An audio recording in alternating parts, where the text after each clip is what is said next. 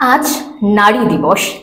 আর বর্তমান কথার পক্ষ থেকে এই নারী দিবসে সমাজের সকল স্তরের নারীদেরকে জানাই প্রথমে আন্তরিক শুভেচ্ছা ও ভালোবাসা।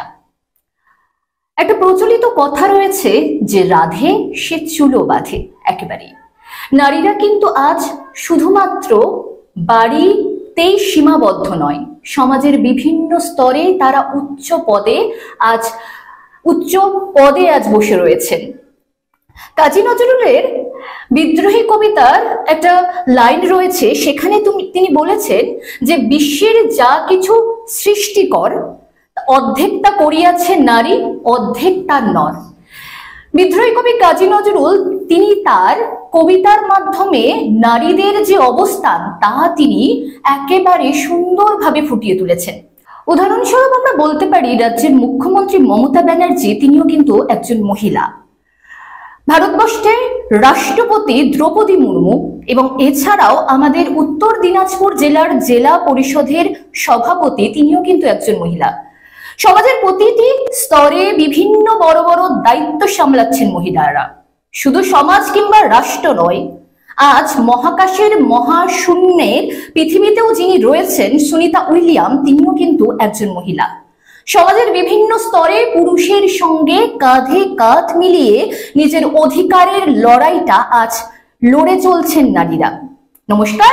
আর এই সেই নারী দিবসে আজ আমরা আমাদের সঙ্গে অতিথি হিসেবে পেয়ে গেছি আজকের অতিথি আমাদের রাষ্ট্রীয় সেবিকার রাজ্যের অ্যাসিস্ট্যান্ট সেক্রেটারি গরিমা বেঙ্গানি দিদিকে প্রথমেই আজকে ওমেন্স ডে অর্থাৎ আন্তর্জাতিক নারী দিবসের অনেক অনেক শুভেচ্ছা।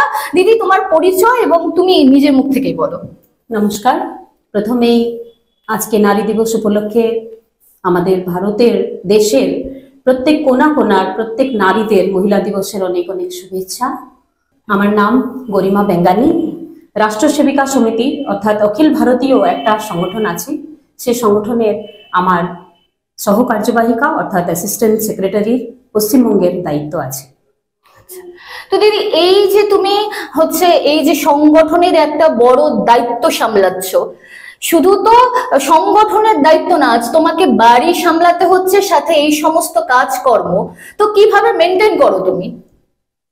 বলে না একটা কথা আছে, यत्र नार्यस्तु पूज्यन्ते रमयन्ते तत्र देवताः। মানে যেখানে যেখানে নারীদের পুজো হয় সেখানেই কিন্তু দেবতার বাস হয়। তো ঠিক সেভাবেই আজকে নারী অর্থাৎ নারীর মধ্যেই প্রত্যেক দেবতার রূপ আছে, অর্থাৎ মহিলারা কি না পারে একদম ঠিক সেভাবেই আমরা ওই দেবতা ওই দেবীরই একজন রূপ। এবং আমরা মানে চাইলে কি না পারি, কিন্তু সেটা আমরা না করে আমরা কি করি, আমরা তখন দেশের কথা আর দশের কথা ভাবি। একদম বিভিন্ন সময়ে বিভিন্ন জায়গায় আমরা দেখতে পারি যে তুমি বিভিন্ন সময় যে নারীদের একটা মোটিভেশন যোগাও, বিভিন্ন রকম সমাজ সেবামূলক কাজকর্মে আজকে তুমি বহু বছর ধরে আজ নিয়োজিত রয়েছো। তো তোমার এই সংগঠনটা কিভাবে কাজ করে নারীদের জন্য?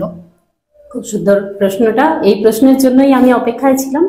কেন, যেখান থেকে আমাদের পরিচয় অর্থাৎ জন্ম যেখান থেকে হয়েছে, ছোটবেলা থেকেই নিজের বাবাকে দেখেছি এবং তারপরে বিয়ের পরে নিজের স্বামীর কাছে যে প্রেরণা, যিনি আমার প্রেরণাদায়ক, ওনার কাছে এই প্রেরণা পাওয়া এবং তারপরে সংগঠনের প্রশিক্ষণ অর্থাৎ রাষ্ট্র সেবিকা সমিতির প্রশিক্ষণের পরে ধীরে ধীরে ধীরে ধীরে মহিলাদের পরিস্থিতি, এই যে পরিস্থিতিটা জানার পরে তারপরে মনে হলো যে আমাদের সমাজের মধ্যে কিছু করা দরকার। এবং সে প্রেরণা দেওয়ার জন্য যিনি প্রমুখ, তিনি হলেন আমাদের সংগঠনের যে রাষ্ট্র সেবিকা সমিতির প্রমুখ, যিনি ইনি এখন আমাদের মধ্যে নেই, কিন্তু বন্দনীয়া লক্ষ্মীবাই কেলকর।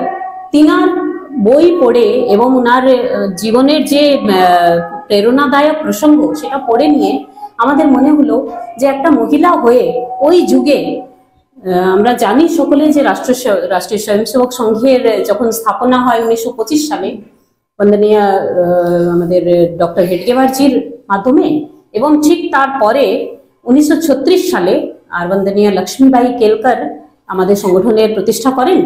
প্রতিষ্ঠা করার পরে উনি মহিলাদের নানানভাবে মানে প্রেরণাদায়ক প্রসঙ্গগুলোর মাধ্যমে উনি নিজের জীবনের এবং নানান রূপে নানানভাবে উনি নিজের জীবনের যে প্রেরণাদায়ক প্রসঙ্গগুলো আছে সেভাবে উনি জানাতেন মেয়েদের যে আজকে সমাজের মধ্যে ওই সময়ও মেয়েদের পরিস্থিতি খুবই খারাপ ছিল।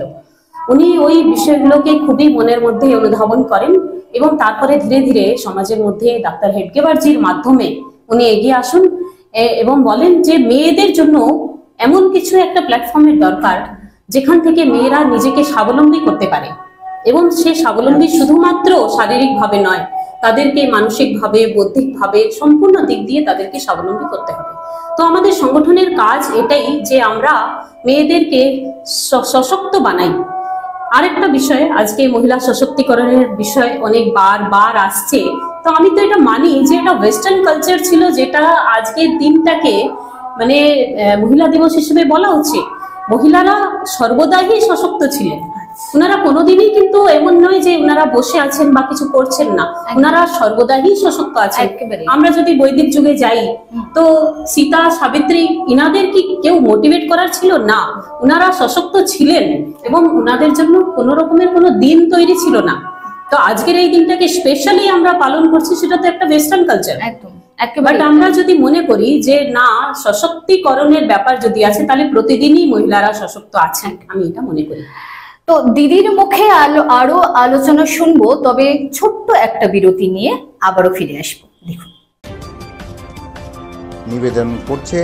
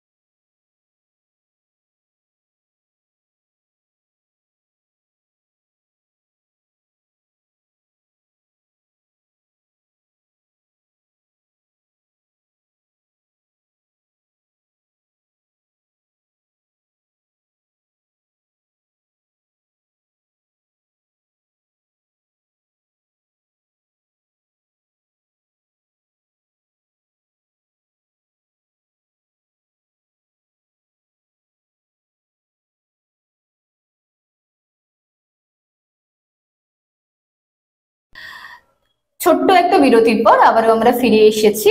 তো আমার আরেকটা প্রশ্ন থাকছে দিদিকে, সেটা হলো যে তোমার চোখে আদর্শ নারীর মধ্যে কি কি গুণাবলী থাকা উচিত?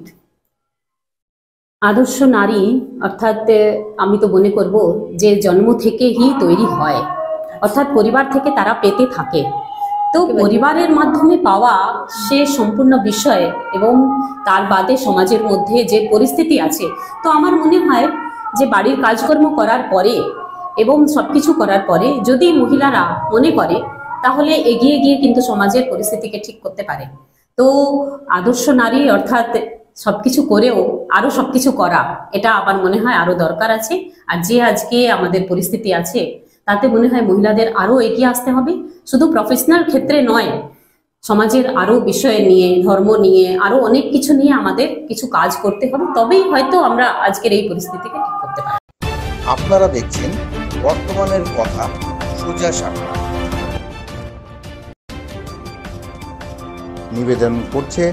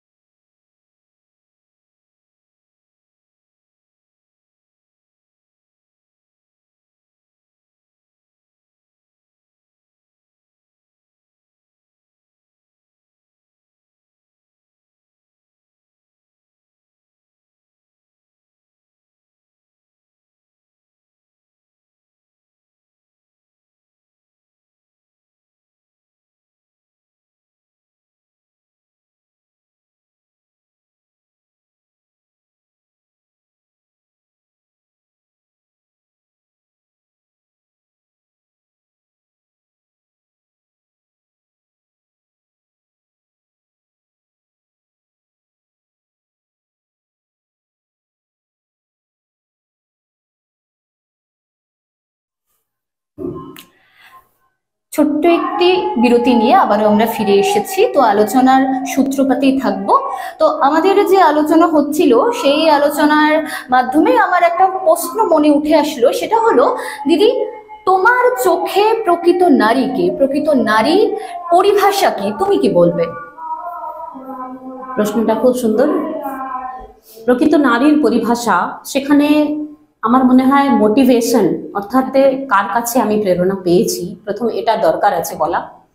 তো প্রথমেই বলবো যে আমাদের সংগঠনের যিনি প্রতিষ্ঠাত্রী অর্থাৎ লক্ষ্মীবাঈ কেলকার বন্দনিয়া, উনার মাধ্যমে উনার বই পড়ে আমরা ছোট্ট থেকে প্রেরণা পাই, এবং তারপরে বৈদিক যুগ থেকে নিয়ে আজ অবধি যদি আমরা চলে আসি, তাহলে বর্তমান পরিস্থিতিতে আমরা যদি বাংলার কথাই বলি, তাহলে বাংলার মধ্যে কিন্তু মহীয়সী নারীদের অভাব নেই।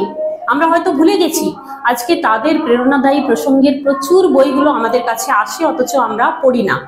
যেমন আমাদের রানী রাসমণি আছে, আমাদের অনেক আরো এরকম অনেক অনেক নারীদের ব্যাপার আছে যাদের ব্যাপার কিন্তু আমরা ভুলে গেছি। তো সে বিষয়গুলো আমাদের জানা দরকার, এবং আমার মনে হয় বাংলায় থেকে বাংলার এইসব মহীয়সী নারীদের জন্য আমরা প্রেরণা পেয়েছি, এবং তাদের মাধ্যমে আমরা হয়তো কাজ করার আমরা মানে প্রেরণা পাচ্ছি এবং এগিয়ে যাচ্ছি। একেবারে মহাকাশে শুধুমাত্র তো রাষ্ট্রের মধ্যে সীমাবদ্ধ নয়, আজ তো মহাকাশেও পাড়ি দিচ্ছে নারীরা। আমরা সুনিতা উইলিয়ামের কথা বলতেই পারি, কারণ উনি আজকে স্পেসে আছেন, অথচ আমাদের জন্য মানে কিভাবে উনি নিজের জায়গাটা তৈরি করছেন সেটা সত্যি বলার। সত্যি একেবারেই তাই। আচ্ছা দিদি, তুমি যে ফিল্ডে আছো, সেই ফিল্ডে নারীদের কি সমস্যাগুলো তুমি প্রতিদিন দেখো, কোন প্রবলেমগুলো ফেস করতে হয় প্রতিনিয়ত একটা নারীকে, সেই ব্যাপারটা একটু তুলে ধরো। যে জায়গায় আমরা বাস করছি, সত্যি একটা মানে দুঃখ কথাই আছে যে আজকে আমরা যতই বলি না কেন আমরা স্বাধীন হয়েছি, কিন্তু মেয়েরা আজও স্বাধীন নয়, তাদের ওই স্থানটা এখনো তারা পায়নি। কারণ প্রতিনিয়ত এমন এমন কিছু ঘটনা ঘটছে মেয়েদের সাথে, যেটা নিয়ে আমরা সত্যি দুঃখিত, বলতেও খারাপ লাগে যে আজকে প্রতি পদক্ষেপে মেয়েরা বাইরে বেরোলে তারা কিন্তু ঠিকঠাক ভাবে চলতে পারছে না। তো তার জন্য আমাদের তাদেরকে মানে ভেতর থেকে শক্তিশালী বানানো, অর্থাৎ সশক্তিকরণের যখন ব্যাপার আসে, তাহলে মহিলাদের শারীরিকভাবে এবং মানসিকভাবে তৈরি করা, এটা আমাদের প্রথম কাজ এসে দাঁড়াচ্ছে। তাই আমাদের সংগঠনের মাধ্যমে আমরা মেয়েদেরকে শক্ত বানাই, তাদেরকে শারীরিক অনেক কিছু শিখিয়ে রাস্তাঘাটে চলার মতন একটা তৈরি করার চেষ্টা করি আমরা। আচ্ছা দিদি, আরজিকর কাণ্ডের পর আমরা দেখেছি যে নারী নিরাপত্তা নিয়ে বিভিন্ন ধরনের স্লোগান তুলতে, এমনকি এটাও দেখা যায় যে রাত দখলের মহিলারা রাত দখল করছে, কিন্তু আদৌ কি এটা বাস্তবায়িত হয়েছে? পরক্ষণে বা পর্যবেক্ষণ করলে কি আদৌ কি রাত দখল করতে পেরেছে নারীরা? তোমার কি মনে হয়? বলে না যে এগিয়ে চলো, তো এগিয়ে চলা আমাদের হয়তো স্বভাব হয়ে গেছে, কিন্তু আরজিকরের ব্যাপারে আমরা খুব দুঃখিত যে এখনো আমরা কিন্তু পুরোপুরিভাবে তার কোনো প্রমাণ পেলাম না এবং কোনো রকমের ন্যায় পাইনি আমরা। কিন্তু তার সত্ত্বেও আমাদের কাজ হলো কাজ করা, আমরা বসে থাকবো না। অর্থাৎ মেয়েদেরকে আমরা যত হতে পারে ভালো কথা বলে ভালো কিছু শিখিয়ে এগিয়ে নিয়ে যাওয়া, এটা আমাদের কাজ আছে। প্রতিনিয়ত যে ঘটনাগুলো ঘটছে, আমাদের সত্যি এটা মানে খুবই কষ্টদায়ক ব্যাপার যে আজকে মেয়েরা খুব কষ্ট সহ্য করছে, তারা প্রফেশনাল জায়গাতে যায়ও, পরিবারের মধ্যেও এমন কিছু ঘটনা মানে ঘটে যেটা আমার কাছে প্রতিনিয়ত আসে, যে জেহাদের চক্করে পড়ে মেয়েদেরকে এখান থেকে ওখানে পাচার করা হচ্ছে। কিন্তু আমরা চেষ্টা করি তাদেরকে সঠিকভাবে সঠিক জায়গাতে রাখার এবং অনেক কিছু করার, এইসব কাজগুলো আমাদের চলে। তার বাদেও আমরা মেয়েদেরকে মানে কিভাবে স্বাবলম্বী হবে সে বিষয়টাও শেখাই। কারণ আমার মনে হয় যে শুধু স্বাবলম্বী আমরা শরীরের দিক দিয়ে মনের দিক দিয়ে নয়, আমরা কর্মের জীবনেও যেন স্বাবলম্বী হই, যাতে আমাদের পুরুষ প্রতারণা কম পেতে হয়। একেবারেই তাই। ছোট্ট আরেকটা বিরতি নিয়ে আবারও ফিরে আসবো, দেখতে থাকুন বর্তমানের কথা। আপনারা দেখছেন বর্তমানের কথা, সোজা সাপটা। নিবেদন করছে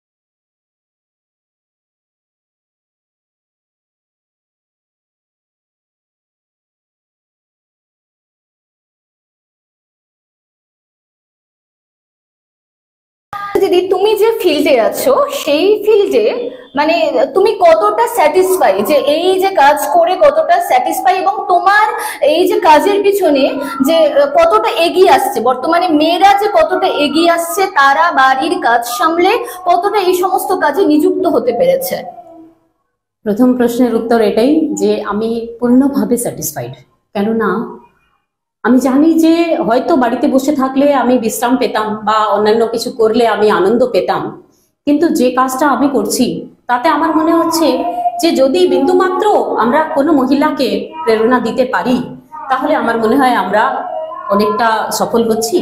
এবং তার সাথে সাথে আজকে মেয়েদের কেন দরকার, এই দ্বিতীয় প্রশ্ন ছিল, তো অবশ্যই দরকার আছে, কারণ সমাজের পরিস্থিতি এবং যতই আমি বললাম এর আগেও যে আমরা অনেক মনে করি আমরা স্বাধীন, আমরা একদম সেলফ ডিপেন্ড, কিন্তু এখনো সেটা নয়, আমাদের আরো অনেক কিছু করা দরকার। তাই আজকের মেয়েরা কিন্তু জেগে গেছে, তারা সব দিক দিয়ে নিজেকে মনে করছে যে আমরা এটার সাথে এটাও করা দরকার, অর্থাৎ পরিবার সামলানোর পরেও আমাদের আরো এই কাজটা করা দরকার, যাতে আমরা শুধু নিজেকে নয় নিজেকে বাঁচাবো এবং অন্যদেরও আমি রক্ষা করার একটা দায়িত্ব আমাকে নিতে হবে।